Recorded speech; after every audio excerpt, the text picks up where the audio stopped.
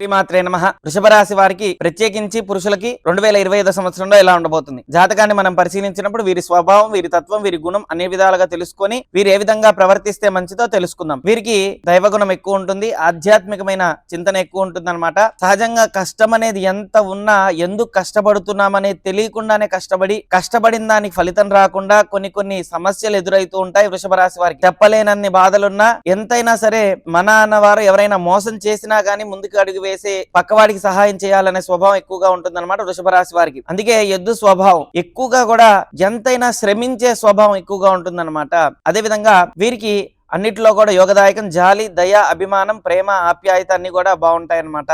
సహజంగా వీరి యొక్క జాతక పరంగా చూసుకుంటే గ్రహస్థితులన్నీ మంచి యోగంగా ఉంటే ఇప్పుడు చెప్పినవన్నీ జరుగుతాయి. ఒకవేళ గ్రహస్థితులు అనుకూలంగా లేకపోతే హింసాత్మకమైన ఆలోచనలు ఎక్కువ ఉండడం ఇలాంటివి ఎక్కువగా ఉంటాయన్నమాట వృషభ రాశి వారికి. అయితే జాతకాన్ని మనం పరిశీలిస్తే ఇప్పుడు ఏం తెలుస్తుంది? జన్మంలో చూసుకుంటే గురు ప్రభావం చేత, ద్వితీయంలో కుజుడు, అదే విధంగా వీరికి అత్యద్భుతమైన యోగాలు కలుగుతూ ఉన్నాయన్నమాట. అన్నిట్లో కూడా విజయం సాధించే అవకాశం ఉందన్నమాట.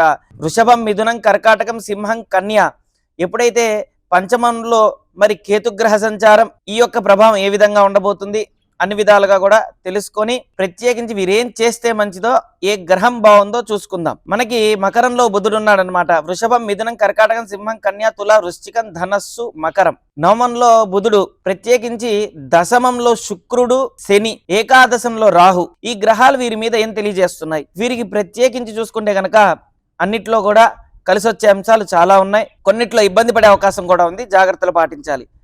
ముందుగా గురు ప్రభావం, ఆధ్యాత్మికమైన దైవ చింతన, ఆధ్యాత్మికమైన శక్తి, భక్తి, జ్ఞానం, అదేవిధంగా పూజా సంబంధించిన వ్యవహారాల్లో ఎక్కువగా ముందుండటం ఇలాంటివన్నీ కూడా చాలా చేయడం జరుగుతూ ఉంటుందన్నమాట. జన్మంలో గురు ఉండటం వల్ల మంచి యోగదాయకంగా ఉంటుంది, చేసే పనిలో శ్రద్ధ ఎక్కువగా ఉంటుంది, ఆధ్యాత్మికమైన ఆలోచనలు ఎక్కువగా ఉంటాయి. ద్వితీయంలో కుజుడు ఉండటం వల్ల కుటుంబ సంబంధించిన విషయాల్లో చాలా జాగ్రత్తగా ఉండాలి, మౌనంగా ఉండాలి, మాట్లాడేటప్పుడు చాలా జాగ్రత్తగా ఆచితూచి అడుగు వేస్తే మంచిది. అనవసరమైన వాటిల్లో ఎక్కడా కూడా గొడవలు పడకూడదు, వ్యతిరేకత ఉండకూడదు, అది కూడా కుటుంబ వ్యవహారాల్లోనే ఉండకూడదు అనమాట. మీరు చేసే పని మీ కుటుంబం మీదకి వచ్చే అవకాశం ఉంది, ఇది చాలా గమనించుకోండి. భయపెట్టడం కాదు కానీ చాలా జాగ్రత్తగా ఉండాలి. ద్వితీయంలో కుజుడు ఉన్నాడు కాబట్టి, కుజుడు రుణకారకుడు కాబట్టి ప్రభుత్వ సంబంధమైన ఉద్యోగాలు చేస్తూ ఉన్న, ప్రైవేట్ ఉద్యోగాలు చేస్తున్న, పేరు ప్రఖ్యాతులు ఉన్న వ్యక్తులైతే కనుక చాలా జాగ్రత్తలు పాటించాలి. ఏం జాగ్రత్త అంటే ద్వితీయంలో కుజుడు ఉండటం వల్ల మధ్యవర్తులుగా పనిచేయదు.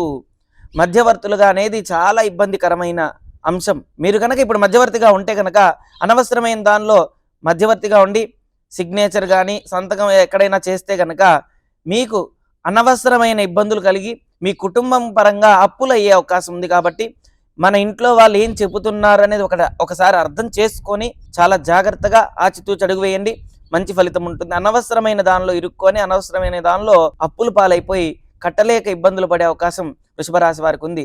చాలా జాగ్రత్తగా ఉండటం మంచిది అనమాట. నవమ స్థానంలో బుధుడు, వ్యాపార పరంగా కానీ ఉద్యోగ పరంగా కానీ అన్నింటిలో కూడా విజయం సాధిస్తారు. వ్యాపార పరంగా మీకు ఏదైతే అనుకున్నారో అవన్నీ కూడా మంచి యోగదాయకంగా ఉంది. నవమ స్థానంలో బుధుడు ఉండటం వల్ల వ్యాపార రంగంలో అత్యున్నతమైన స్థాయి లభిస్తుంది. ఉద్యోగ పరంగా ప్రమోషన్ లభిస్తుంది. మీరు ఏదైతే అనుకున్నారో, ఎవరైతే మిమ్మల్ని ఇబ్బంది పెడుతున్నారో వాళ్ళంతట వాళ్ళే వచ్చి మీకు ప్రమోషన్ ఇచ్చే అవకాశం ఉంది. సహజంగా ఈ యొక్క సమయాన్ని మీరు సద్వినియోగం చేసుకోండి, దుర్వినియోగం చేసుకోకూడదు. మీకు అంత పేరు ప్రఖ్యాతలు వస్తున్నప్పుడు అనవసరమైన విషయాల్లో తలదూర్చి కుటుంబాన్ని ఇబ్బంది పెట్టకండి. ద్వితీయంలో కుజుడున్నాడు కాబట్టి. పంచమంలో కేతు ఉండటం వల్ల చాలా జాగ్రత్తలు పాటిస్తూ ఉంటే చాలా మంచిదన్నమాట. పంచమంలో కేతు ఉండటం వల్ల సంతాన పరంగా కొడుతూ ఉంటుంది. మంచి సంతానం కలగాలన్నా, మంచి ఐశ్వర్యం రావాలన్నా, సంతానం మన మాట వినాలన్నా, చెప్పింది అర్థం చేసుకునే సంతానం రావాలన్నా పంచమ స్థానాన్ని చూడమంటారనమాట. నవమ స్థానం చూసుకుంటే భాగ్యస్థానం. భాగ్యస్థానంలో బుధుడు రావడం మీకు భాగ్యం కలుగుతుంది, మంచి యోగం కలుగుతుంది. కానీ కొన్ని సమస్యలకి పరిష్కారాలు కూడా ఉంటాయి. భయపడకుండా దానికి ఏం చేస్తే మంచిది అనేది ఆలోచించి ప్రణాళికతో చేస్తే మంచిదన్నమాట. దశమంలో శుక్ర శని కలయికతో ఉంది కాబట్టి చాలా జాగ్రత్తగా ఆచితూచి అడుగు వేస్తే అన్నిట్లో కూడా విజయం సాధిస్తుందన్నమాట. అన్నిట్లో కూడా లాభాలు చేకూరుతాయి, ధనపరంగా సమృద్ధిగా ఉంటుందన్నమాట. దశమంలో శుక్రశని కలయికతో ఉండటం వల్ల, శుక్రశని అనేది మిత్రత్వమే కాబట్టి అన్నిట్లో కూడా కర్మ సంబంధమైన ఇబ్బందులు కలుగుతాయి. ఒకటి కర్మ సంబంధమైన ఖర్చు అవుతుంది, అన్నిట్లో కూడా మంచి జరుగుతుంది. అన్నిట్లో వ్యతిరేకత ఎప్పుడు ఎదురవుతుందంటే కుటుంబ వ్యవహారంలో మీరు గనక మీ ప్రయత్నాలన్నీ కుటుంబ వ్యవహారంలో కనుక కలుపుకోకుండా మీ ఇష్టం ఉన్నట్టు గనక వ్యవహరిస్తే ఖచ్చితంగా కూడా మీకు వ్యతిరేకత ఖచ్చితంగా సూచిస్తుంది. ఇది ఒకటి జాగ్రత్తగా గమనించుకోండి. ఏకాదశంలో రాహు వల్ల స్థిరమైన ఆలోచన లేకపోవడం, స్థిరత్వం లేకపోవడం, కాన్సన్ట్రేషన్ లేకపోవడం, శరీరం మీద అశ్రద్ధ పెట్టడం, ఆరోగ్య సమస్యలు వచ్చే అవకాశం ఉన్నాయి. కాబట్టి చాలా జాగ్రత్తగా ఉండండి.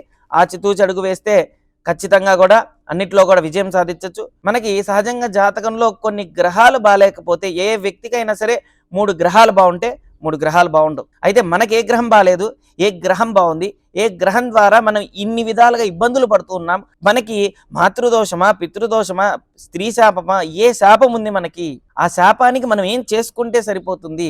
జన్మతః కొన్ని దోషాలు అనేది వస్తూ ఉంటాయన్నమాట. వీరికి శాప సంబంధమైంది, స్త్రీ సంబంధమైన శాపం కానీ ఇలాంటివి ఎక్కువగా ఉండే అవకాశం ఉందన్నమాట. అందుకే వృషభ రాశి వారికి వివాహమైన తర్వాత కొద్దిగా దంపతుల మధ్య సఖ్యత ఉండదు. ఒకవేళ వీరికి ఉంది అంటే జాతకంలో శుక్రుడు బాగున్నాడని అర్థం. అంటే జాతకాన్ని మించిందే దైవ అనుగ్రహం ఖచ్చితంగా, అది ఎవరైనా ఒప్పుకోవాల్సిందే. ఒకవేళ మన జాతకంలో సరైన గ్రహాలు లేకపోతే మనం చేసే అనుష్ఠానం మనల్ని కాపాడుతుంది, మనం చేసే దైవభక్తి మనల్ని కాపాడుతుంది. అసలు నేనేం దైవభక్తిగా పూజలు ఏమి చేయను అంటారు కొంతమంది, దాన ధర్మాలు చేస్తుంటారు. పక్కవాడికి సహాయం చేయాలి అనే స్వభావం ఉంటే చాలు, ఖచ్చితంగా కూడా ఆ భగవంతుడు మనల్ని కాపాడుతాడనమాట. కాబట్టి అన్ని విధాలుగా కూడా అర్థం చేసుకొని జాతకంలో గనక మనకి ఏ గ్రహం బాలేదు, ఆ గ్రహానికి తగ్గట్టుగా మనం ఏం చేసుకుంటే మంచిదో తెలుసుకొని ఆ గ్రహానికి సంబంధించిన అధిష్టాన దేవత ఆరాధన చేస్తే ఎటువంటి సమస్యలైనా సరే దానికి పరిష్కారం మీరే అవుతారనమాట. ఫిబ్రవరి, మార్చ్, ఏప్రిల్ ఉద్యోగ సంబంధించిన విషయాల్లో అనేక రకమైన యోగాలు కలుగుతున్నాయి. మంచి శుభవార్త వింటారు. తెలిసి కానీ తెలియక కానీ పొరపాట్లు చేయకండి. ఈ సమయంలో అంత మంచిది కాదనమాట. అదేవిధంగా ఏప్రిల్, మే, జూన్ అన్నిట్లో కూడా ఒక వ్యతిరేకత ఏర్పడుతూ ఉంటుంది. కొన్ని అంశాలు మీకు ఎవరు ఏ అభిప్రాయం మీకు తెలియజేస్తారో అవన్నిట్లో కూడా వ్యతిరేకత ఉంటుంది. కొంతమంది ప్రత్యేకించి ప్రణాళిక రచించి మిమ్మల్ని ఎలా అయినా సరే ఇబ్బంది పెట్టాలి అనే ఆలోచన అనేది ఈ 3 మాసాల్లో ఉంటుంది. కాబట్టి చాలా జాగ్రత్తగా ఆచితూచి అడుగు వేయండి.